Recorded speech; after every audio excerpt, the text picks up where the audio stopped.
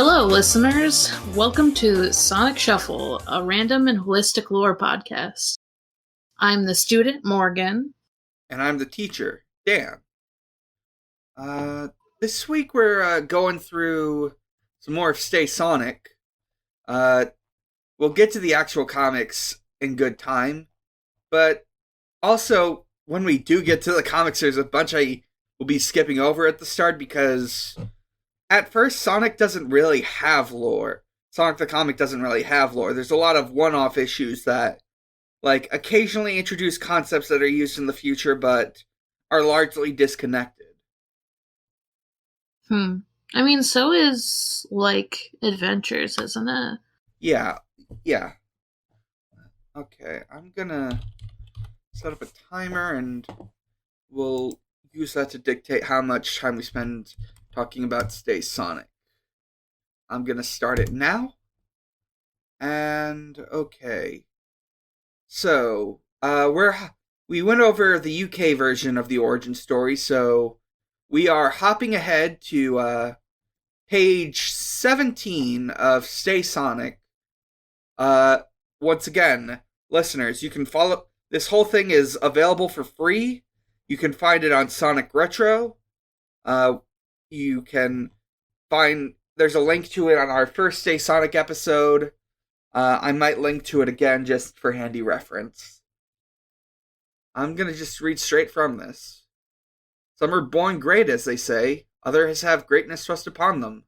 Sonic falls into the latter category, forced to become a hero when Robotnik snatches his friends and threatens to put Mobius bottom of everyone's holiday itinerary.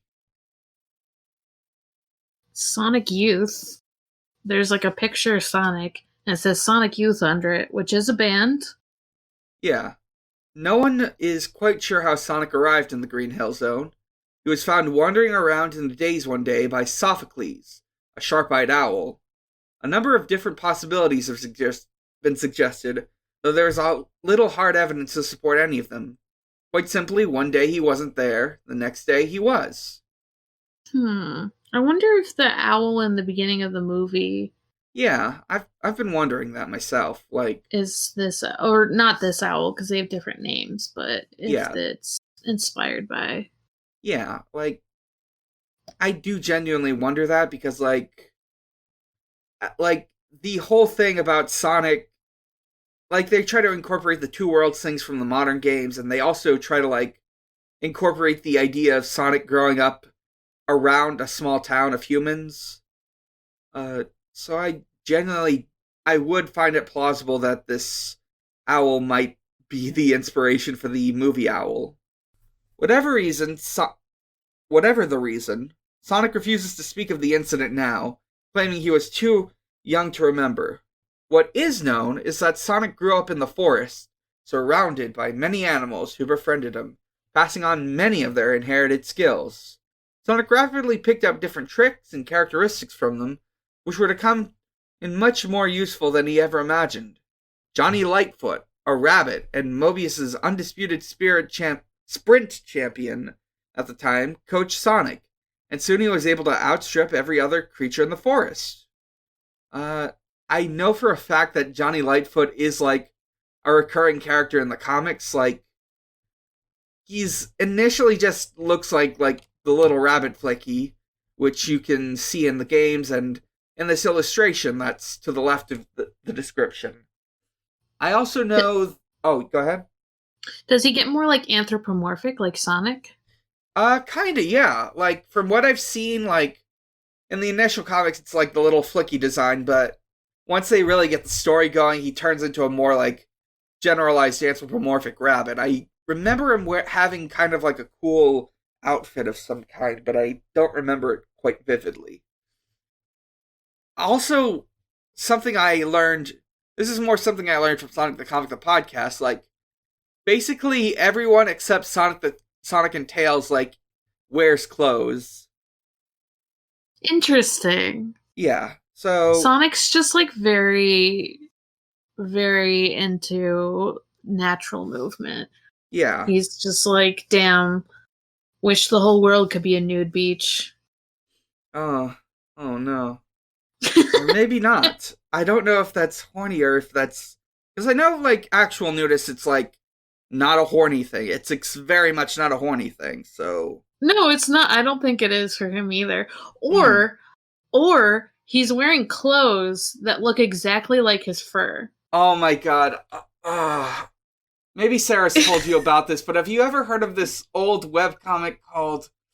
Oh, I can't remember the name. It was this really old 90s furry webcomic, but the name's slipping. Listeners, There's a good chance I won't know it. But yeah, listeners, if you know, let us know the name. Yeah. Just because I joined I guess I joined the furry fandom. That's a weird thing. In like college, so I was, much later to the game. I'm just Why do they wear out. like fur clothes? Like, oh, good. Typing in old furry comic about a skunk got me immediate results. It's called Sabrina Online, and one thing that the comic established is that, like, so the character's design, it's like a answer skunk girl, shirt, no pants. That's, kind of a standard for the time. But eventually, like, people were asking, why doesn't she have pants? And they decided to answer this by saying she has a pair of pants on, but it looks exactly like her normal skin. Oh god!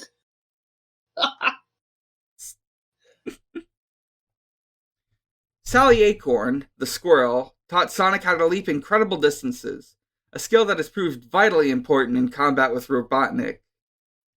I just love that. Because rabbits can leap, though? Why did the squirrel teach him? I think they wanted to just come up with something for each one.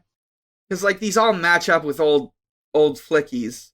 Also, this Sally Acorn is very much not the Sally Acorn from the Western canon. That's something I learned while in what little I have read. In, like, the very first issue, I think they changed the design over time, but in the very first issue, she looks kind of like Tails, but more intentionally designed to look like a girl. Mobius is covered with... Also, I just want to say I really like that they establish how Sonic learned to jump, because I think that's a fun touch. That is cute. Since he's like a platformer mascot, he jumps all the time. He has to jump on enemies. Is Sonic a platformer? Like, it kind of is, but... Yeah, definitely the classic games when this was written. Right, true. Mobius is covered with a great deal of water. Sonic became equally adept in aquatic conditions after he met Joe Sushi, the unfortunately named walrus, while paddling along the shore one day. Sushi demonstrated how to dive and swim underwater. Joe Sushi. That's such a good name. Like, yeah. But also, I thought he was a seal because there's a little picture of him, and he does not have tusks. He's got the little walrus mustache, though. That's maybe true. Also, I remember listening to the Sonic the Comic Book podcast guys specifically talk about this name. They're not sure where it came from, but they think it's like a reference to the Shinobi protagonist, who is named Joe Musashi. No. I don't really know Shinobi, but... Yeah, me neither, honestly. I just know that it was another game that Sega was making at the time. Tux, a lone penguin who was separated from his fellow pals when an iceberg broke away from the mainland and carried him to the Green Hill Zone, taught Sonic how to control his breathing underwater for long periods. Oh my god, all of this is like... Okay, it is all assigning Sonic's platforming abilities. Damn, remember when Sonic wasn't fucking allergic to water? Mm-hmm. Like, granted, like, in the older games, water was risky because I think it was, like, one of the most notable platformers at the time where you could actually drown. And, of course, drowning meant the scary drowning music, which terrified many... Yeah. There's a lot of like random things I know about the old Sonic games, and Hmm. the scary drowning music is one of them. Right. Uh, but it was purely by chance that Sonic developed one of his most useful attributes, the Super Sonic Spin Attack. It happened when Chirps, his terminally cheery young chicken pal, began learning to fly. He stood on the edge of his nest, claiming that he would fly on his first attempt, and promptly tumbled head over heels onto his beak. Sonic fell. Excuse me. Excuse me. Sonic fell over too, laughing. When Wow, so rude. mm, Sonic. what a dick. When Sonic did the same thing, he built up so much velocity he became a revolving blur of spikes. Next thing, he drilled a hole through the side of a mountain. With practice, Sonic found he could do it with ease and accuracy. In fact, it became a useful source of taking shortcuts. This is how he first encountered Dr. Kintobor, boring by mistake into his lab one day. Despite finding the doc somewhat mystifying, Sonic took him immediately. Sonic's inquisitive nature meant he learned a great deal by hanging out with his highly educated friend, and he was happy to take part in the many experiments Kintobor devised. Oh, this happened like Hmm, before the stuff we read last time. I thought it huh, happened afterwards, like, and he was already like fast for some reason. Because right. even though he learned, okay, no, that makes sense. That's fun. Uh, It's cute. I I've had a hard time believing them when they said it, but the Sonic the Comical podcast guys are kind of right about this. Really does try to tie in Sonic to the world of the games more than like any of the Western stuff at the time was doing. I like that. Yeah, it's cute. Hmm. Sonic style. Sonic is instantly recognizable with his striking blue spikes and his trademark red trainers. That's, of course, if you catch him standing still on a rare moment. Usually, all you see is a radical blue and red blur disappearing into the distance. Sonic's only physical failing is his trouble coming to a stop once he's running at supersonic speeds. Once again, a game mechanic. Despite his low slung center of gravity, he occasionally moves too fast to maintain good balance and has to struggle to keep from falling when he comes to the edge of a cliff. Forest smart.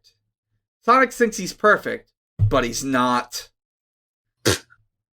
Forest smart Sonic is of average intelligence, making his IQ about half of that of Kintobor's. He has to struggle to figure out the solution to a problem or puzzle. Ask him the cube root of 356634. I'm not gonna say whatever. Let me. No. Ask 356,634. Okay, I'm gonna just. Whatever. And you have to wait a couple of months for an answer. But question him on speed climbing techniques, and you'll find a world authority. Usually, he relies on his great charm and tremendous physical ability to get him out of tight spots.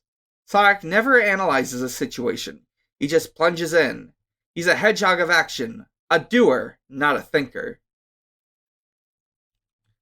Uh, I'm not a thing. He's just no thoughts, head empty. he's sort of like Goku in that he's generally not very smart, but he knows very well how to punch good. The cube root of that number is 70.915, etc. Huh. All right. Fun fact from Morgan. Thank you. I did not do it in my head. I'm sorry. I'm not Kentobor either.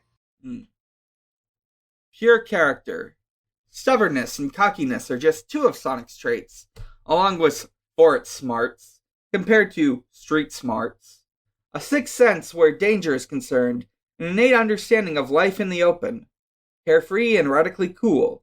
That's what Sonic is all about. I'm sorry, just reading That's What Sonic is All About is reminding me of like this is a little bit of like a wholesome meme where someone posted on Facebook about how Sonic is about gay rights or let me What? well that that came out wrong, but uh, Sonic gay rights live and Sonic says trans rights. he does say trans rights is a thing. Uh,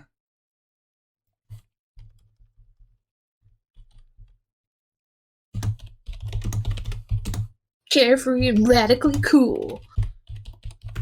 let me see. I don't know why I'm having trouble finding this specific tweet, but it went something like this. You can't be homophobic and like Sonic. Sonic is all about being free to be who you are. Open your heart, live and learn. That's what Sonic is all about. Live and learn. Patience is not one of his strong points, nor is being ignored. He is a natural showman, never happier than when he has an audience for his stunts and practical jokes. Sonic thrives on attention. Sonic's an extrovert, confirmed. Mm-hmm. Then there's the Sonic attitude. When he wants something, he goes for it. 150%. Sonic does not respond well to authority. He's cocky, outspoken, independent, and self-assured. Generally, it's his mouth that gets him into trouble. One more thing about Sonic's personality. He's more than a bit vain. His spikes are always perfectly straight. But he's not. Nope, not at all. Also, I was like, oh, he doesn't like authority? Sonic says, S-E-Z, fuck cops. No, just... It's good. Yeah, Sonic has a pretty ACAB sense of justice from what I've seen in STC. Oh, cool. In Sonic's world, slobs finish last. His red trainers are always spotless. They don't get much of a chance to pick up dirt, but when they do look marked, Sonic cleans them up. They're so designed, thanks to Kintabor, that they don't smell either. Sonic is particularly sensitive to bad odors. One of the reasons he always knows when Robotnik is in the vicinity. They just really want to make sure we know Sonic's not smelly, because I listened to the previous episode, and it also talked about his shoes making him not smell bad. Sonic is a firm believer in the classic Del the Funky Homo Sapien song, If You Must, which is all about how you need to shower and like put on deodorant and all that. Tasty. Sonic's diet is high in cholesterol to fuel his tremendous speed. Tasty. He loves burgers, tacos, nachos, fries, anything chocolate, and cola by the gallon. It doesn't sound particularly healthy, but Sonic is constantly on the move and burns up calories at an amazing rate. Diet drinks and high-brand, low-fiber foods are not his style. Dog, there's other food that aren't, like, carb bread that can help you run. Dog, eat what runners eat. Eat, like, a fuck ton of, like, I don't know, pasta. It's a little better, maybe. It's not that great for you either, I guess, but... I like this because it establishes a very good bit of... What's the word I'm looking for? Power fantasy? Maybe that's it. Where, holy shit, Sonic can eat all those burgers. I wish I could eat all those burgers. Damn. Kinda is that. Yeah.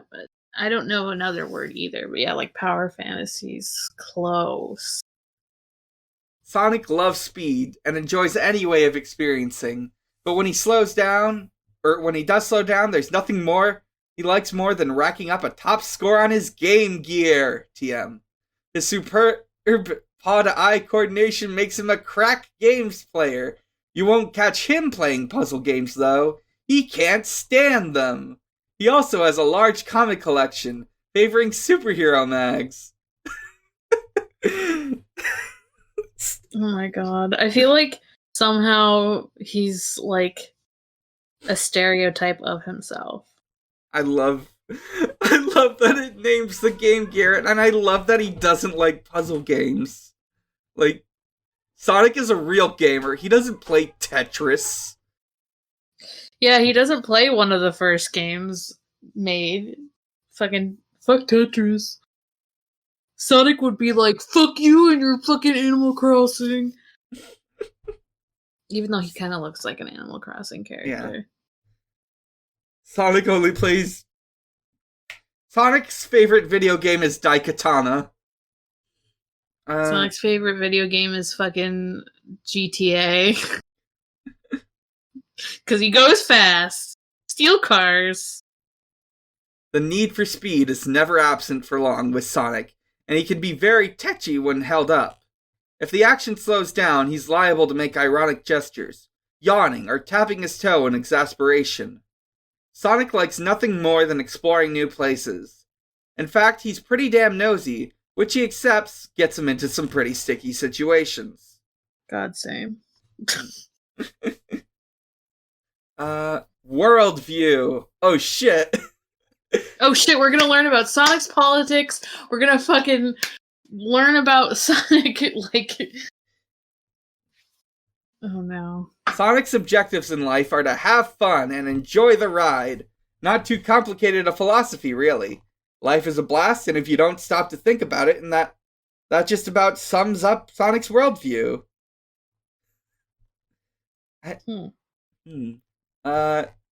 Sonic's... never mind. As long as he has his supersonic speed, his sneakers, and his friends, Sonic is one happy dude. 2 out of 3, though, is not good enough. Friendship is crucial to Sonic. He's never happier than when he's hanging out with his pals, as long as he's the center of attention. Oh my god, what a terrible friend. Take that away, and he's your worst enemy. Like, I like having attention too, but like, if you're like, man, I constantly need to be the center of attention, is different than, oh, I need attention. Or like, I don't know. I love my friends, but as long as my friends hold me in the highest regard, they must put me on a pedestal. They must. He does think he's perfect. It literally said he thinks he's perfect earlier. I love Sonic. Oh, it's like a narcissistic bit. There's a little quiz here. Ooh. I am not that. Okay. Why don't we both just... Why don't we go through this quiz and we'll both give our own answers and then we'll check the results at the end. Sure. Okay. Are you a Sonic nut? To be this good takes ages, as they say. So just how committed are you? Complete the following quiz and find out. Sonic Baby Nut. Oh no. Sorry. Baby Sonic. Baby Sonic. We did see that Baby kind of Sonic. Happens. Yeah, that's in the movie, and I'm sure it happens quite a few times in the Western canon, as a lot of people are forgotten. Making things babies is not the newest thing. It's just recycled from something like 20 to 30 years ago. Yeah, it happens all the time. It happened, like they like to do like oh no, so-and-so is the only one who's an adult still. Like, I don't know, I'm thinking of Lilo and Stitch, even though that was not the first fucking show to do that. That's just the one I'm thinking of. Yeah, it's a constant trope. Number 1. Your best friend is playing Sonic 2 on the Mega Drive when you notice he's about to top your coveted high score. Do you A. Sneak quietly downstairs and throw the power switch and claim you have just been cut off for not paying the bill? B. Applaud loudly, clap him on the back for being a stout fellow, and give him your signed Guns N' Roses 12-inch as a reward? C. Throw him out and refuse to speak to him ever again. I don't like these. I don't like any of these. I don't care enough about Guns N' Roses, but like, I assume if I'm like, oh, if I have a signed one, then I probably do care about them in this universe. So maybe you do not? Because you're like a child growing up in 90s Britain. Yeah, true. But I guess I'm gonna go with B because holy shit, the other one just seemed horrible and spiteful. Why would you do that to your best friend? Yeah. I don't know. I think I would do either A or B. I wouldn't do C. A is fucking mean too, but like, I don't know. At least it's Yeah. not. It's Yeah, not I like guess it, I'd also go with B, just because, like, I don't know. Maybe I'm just like not able to put myself in the shoes of a '90s child in too. the UK. You overhear a group of people making negative remarks about Sonic 2. Do you A. Agree with them, sell your system the very next day, and take up collecting matchboxes? B. Point out politely that they are leading sad and empty lives, and show them why a display of technical games wizardry? Or C. Drop your keks on the spot and proffer them both cheeks? What? I. Is. Okay, It, first of all, Kex means something completely different now. Because all I can think of is like the stupid laugh and like Kekistan and stuff like that. So that is not what this means because it's spelled differently, but it also sounds like I'm showing both my cheeks. Like, am I showing my ass? What's going on? I think So it's asking you to moon them? gotcha. I just Kex think this might be is short for really. like knickers or something Yeah, because they don't call. I don't know. That's pants weird. means underwear. This is really funny to me just because I how. love the first one. And like how negative of a reputation Sonic has these days. I'm gonna go with B because I'm a Sonic fan and I do not like people being mean to Sonic, my best friend. Part of me wants to go with A because being a gamer is my biggest shame. So if I sell my system, then I couldn't be. But B, I get to show off and be a shithead, which is fun. So I'm gonna go with B also. Alright. You are having a quiet night and a game of Sonic 2 when your girlfriend slash boyfriend rings up to announce she is coming round and wants to watch Ghost slash Terminator 2 for the 7th time. Do you A. Cut the video cable, put the machine in a cupboard, and claim you have been burgled when he slash she arrives? B. Accuse. You know what? I'm just gonna say them. That's I'm easier. Listen, people. You can say them. It's a valid gender neutral pronoun. It's great. I use it all the time for myself.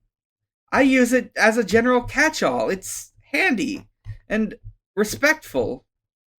Uh, when they arrive. B. Accuse them of going out with the Chippendales slash him for going out with the Dungenham Girl Pipers and finish with him slash her forthwith?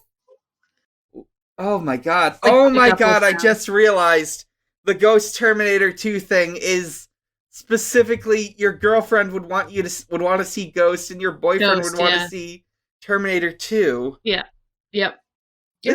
This is so gendered. I hate it. Yeah, I like realized it immediately. I had to think I was like, what's Ghost? And I'm like, oh, that one where like the person goes behind. The only part of Ghost I know is like the scene with like the one person and the other person, and the ghost is like helping her like make something that that like famous scene of. Also, who the But hell are the Dungenham Girl Pipers? it's Danganronpa. No, I have no idea. Something probably cute girls because the Chippendales are like Yeah, the fancy dancy boys. right. That's what I assume. Like just pretty girls that dance or something. And C, order pizzas, settle back, and wait for the pottery scene slash special effects. I'm gonna say C Yeah, because what the fuck? yeah, I'm not gonna do that to my significant other. Also, either way, I'm fine with watching Ghost or Terminator 2 or whatever movie they want to watch again. Yeah. It's the Also, why would I be like, oh no, I've been burgled? Like, what the fuck? I'm not ashamed of playing a game. Like, if they're dating me, they know that I'm a fucking nerd. I'm gonna play games. Like, I'm not gonna... What? Yeah. So... Yeah, let's go with C. Oh, we're already at 30 minutes. Why don't we finish this quiz, and we can start on the next section next time. Let me find the thing to turn off the timer. Okay. Let's finish up this quiz. 4. It is your dad's birthday. On the way to buy him a present, you notice that Sonic 3 has just hit the shops. You only have enough money for one item. Do you A, snap up Sonic 3, punch yourself in the eye, roll in some mud, and claim you are mugged? B, buy him a Black & Decker power drill and get a video game magazine with the change? Or C, stuff up at the bookies en route and slap your hard-earned Mr. Snodgrass in the 330 at Chepstow? Oh, I don't know what any of that means. What the fuck does any of C mean? What the fuck is wrong with England? What is Mr. Snodgrass is probably someone's name. Chepstow is like maybe a store? Because it's like, and slap your hard-earned on the Mr. Snodgrass. Oh, maybe not. Oh, it's probably some kind of thing for your dad, like a grass cutting, like a lawnmower type thing. I don't know. I guess I'm gonna go with B. I'll take the middle road. I don't... So... alternate universe me, I guess I would also go with B, but like... whatever, I don't have a dad, so I can just go with A. I can just buy a fucking game. No, I'll go with B. Alright. I'm extremely Number 5. Good. Your mom accidentally pulls the plug on your Mega Drive as you are about to... Yeah, your Mega Drive. As you are about to rack up a truly momentous score. Do you A, shed a small tear but console yourself that you'll clock up another biggie next go? B, told her that she's a dozy old trout and go and upstairs to pack your bags? Or, oh my god! Or C, fiddle the high score table and add a bit extra on for your troubles? I don't care about getting a high score. I really don't care. I guess A, like, I think I might be a little frustrated, but I'd probably still go with A. Right. Like, okay. I'm gonna pack my bags because my mom ruined my life. What the fuck? Alright. Scores. If you answered A to any question, award yourself a chubby 3 points for each answer. If you answered B, have a couple for good measure. I guess that means 2. 2, and yeah. C gets you a paltry 1 point. Okay. So we both gave the same answers. We gave the ones that normal human beings would give. 2, 4... 2, 4, 5... 6, 7. Alright. 8, 9, 10, I guess. Alright, 10. 8 to 11. You are a loyal Sonic fan and will receive your due reward when they dish out the high scores in heaven. Oh my god. Okay, so the awards are either you are Sonic Bonkers, an unsavable games nut, but do you have any social life? And 5 to 7, did you buy this book at a car boat sale or something? So, this is a lesson in being a normal person and not too much of a gamer. Being a gamer. Be a gamer, but not too much. Which I guess is a valuable lesson. Don't be a gamer. Yeah. So yeah, that ends the quiz. And that ends our coverage of Stay Sonic today. Next time we roll this, we'll be discussing Dr. Ivo Robotnik. I'm just gonna go ahead and check for asks, if we got any. I know we got one on the Discord. Oh, by the way, listeners. 2 on the Discord. Oh, cool. By the way, listeners, in if you want to send a question, you can either email us a long form question at sonicshufflecast@gmail.com, respond to an ask post on Twitter, or join the Discord and post a question at your leisure on the Ask Zone. So I don't see Twitter questions. Okay. We got 2 questions in the Ask Zone. The first one is from James the Cat Girl. Does anyone call Robotnik in the UK comic? You know, I don't know. I've read like a little bit of the UK comic. I don't think I can't remember if they ever call him that. I feel like they had to. Like everything calls him Robotnik in the 90s. I feel like Robotnik is more of an American thing. I mean, I guess he is kind of, you said before, he is like an American, like he has an American accent or whatever a lot of times, or he's thought, like, they think, like, the UK thinks, like, Americans were cool in the 90s or something, so, like, maybe he did, but yeah. I don't know. Right. I guess we'll look into it more as we go through this, but I don't think they say Robotnik that much.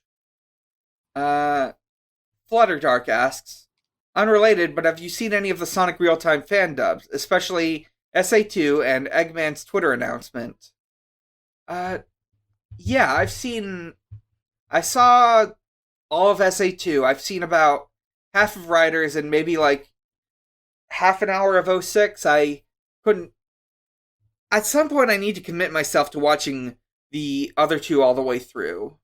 So, what, the fans are voicing them? Oh, yeah, so for a bit of context, there's these videos done by Snapcube called the Sonic Real-Time Fan Dub, where Penny Parker and their friends watch the cutscenes for a Sonic game muted and improvise all the dialogue. Oh man. Yeah. And of course the most like meme famous scene is like during the coverage of the Dark Hero version of the scene where Eggman makes an announcement that he's going to blow up the moon. In the fan dub, it's Dr. Robotnik just talking about how much he hates Shadow the Hedgehog, who had sex with his wife, and God. And to get revenge, Dr. Robotnik takes a piss on the moon. Holy shit. With a super laser piss. I've come to make an announcement. Shadow the Hedgehog's a bitch-ass motherfucker. He pissed on my fucking wife. That's right. He took his hedgehog fucking quilly dick out and he pissed on my fucking wife and he said his dick was this big. And I said that's disgusting. So I'm making a call-out post on my twitter.com. So, that covers questions. Let's roll for what we're covering next week. Oh, that's an 8. 8 is Sonic X. Oh shit, dude. Yeah. Yeah. All right. It's fucking reverse isekai time. Hell yeah. Yeah, so we'll be discussing Sonic X next time. And I'm looking forward to this one. One of my first memories, one of the first things of Sonic I really got into was X. I remember watching the first episode and being like, "Oh my god, I love Sonic. That was incredible." I watched much more of Kirby Right Back at Ya, but like same idea. Yeah. So now that we've talked about everything, we need to take it to the close. Morg, where can we find you? You can find me at Haunting the Morg on Twitter. That's Haunting the MORG. And there you will find my pin tweet that has a link to my other podcast that is called Wow, Cool Robot, where we talk about Gundam. We're talking about the first one, Gundam 79, Mobile Suit 79. And yeah, I'm the first co-host, so this is Max C. Bajillion's baby. And I'm the first co-host, and I will be swapped out at some point, but yeah, you should listen while I'm there. It's good. Yeah. I'm Dan. You can find me at a lot of places, and you can find all those places at linktr.ee/Mike_Dawson with a 0. From there, you can find my Twitter. You can find my art blog. You can find my Kodash fee where you can order commissions. You can find the other 2 podcasts I'm on, which are Pot of Greed, a Yu-Gi-Oh podcast, and Strangers Fiction, an actual play podcast that focuses on one-shots. I'm actually planning a one-shot for Stew Pot in the coming weeks. So that'll be that. Oh, and you can find out Xbox_holiday, where Usher celebrates holidays with Xbox. On the day we're recording this, it's Goro Majima's birthday. I think that covers everything, so... you can find us at Shuffle Sonic on Twitter. You can email us at sonicshufflecast@gmail. And you can join our Discord. It's linked in the show notes and in the Twitter. And we eagerly await you to join us. So, as always, Sonic is real, he is strong, and he is my friend. He's the only blue live that matters. Good night, everybody. Good night.